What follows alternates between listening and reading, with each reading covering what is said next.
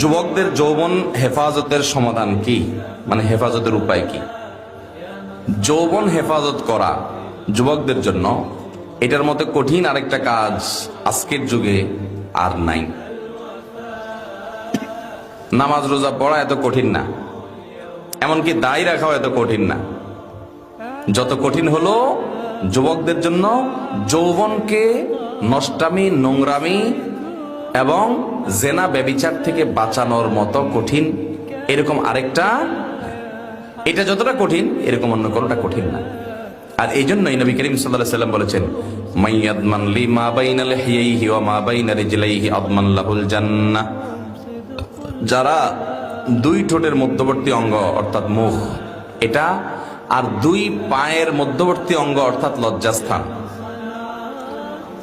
এই দুইটা জিনিস অর্থাৎ তার চরিত্র এবং তার জবান, এই দুইটার দায়িত্ব যারা নিতে পারবে, নবী করিম সাল্লাল্লাহু আলাইহি ওয়াসাল্লাম বলেছেন, আমি তাদের জন্য জান্নাতের দায়িত্ব নিয়ে নিলাম।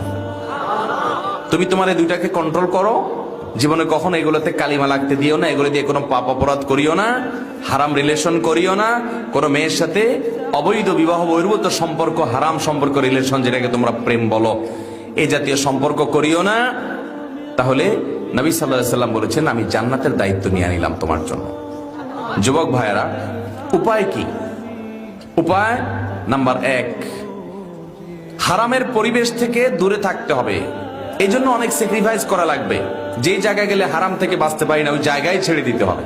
ফেসবুকে গেলে চোখের হেফাজত করতে পারি না, ইচ্ছায় অনিচ্ছায় দেখা লাগে, তাহলে ফেসবুকই বাদ।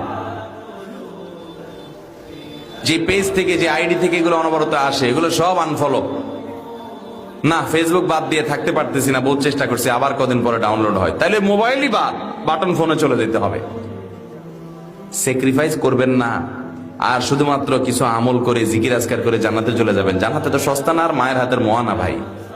হারাম থেকে বাঁচার জন্য সংকল্প করতে, যে যুবক নিজেকে হারাম থেকে বাঁচার জন্য চেষ্টা করে বাঁচাতে পারে না, আমি নাম দিই এটা হলো ঢিলা যুবক। ঢিলা, ডাইরেক্ট, যে যেখানে মেয়ে মানুষ দেখছে সেখানে কাইতে হয়ে গেছে।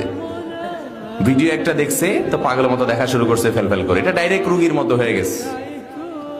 নিজেদের নিয়ন্ত্রণ করার ক্ষমতা নাই।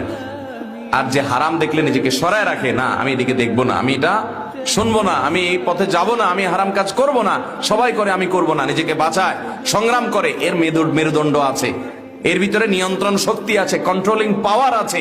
এ হলো আসল যুবক, এ হলো সাহসী, আর ওটা হলো ঢিলা। কথা কি বুঝতে পারছেন? এই জন্য বাঁচার উপায় হলো হারামের পরিবেশ থেকে সরে আসেন। যদি এমন কোন পরিবেশ হয় যেখান থেকে আসলে সরে আসার উপায় নাই, যেমন বাজারে যাইতেই হবে, অফিসে যাইতেই হচ্ছে, কলেজে এমন পর্যায়ে আছেন ফেরত আসতেই পারতেছেন না, তাহলে যাওয়ার আগে থেকে পরিকল্পনা করেন যে আমি এখন যেখানে যাচ্ছি সেখানে অগণিত গুনাহের হাতছানি, চোখের গুনাহ হবে, আমি সেটা বাঁচার জন্য লড়াই করে সংগ্রাম করে থাকবো। এই নিয়ত করে বিসমিল্লাহ পড়ে আল্লাহর কাছে সাহায্য চেয়ে তারপরে বাসাতে বের হন, দেখবেন ইনশাআল্লাহ চোখের গুনাহ অনেক কম হবে।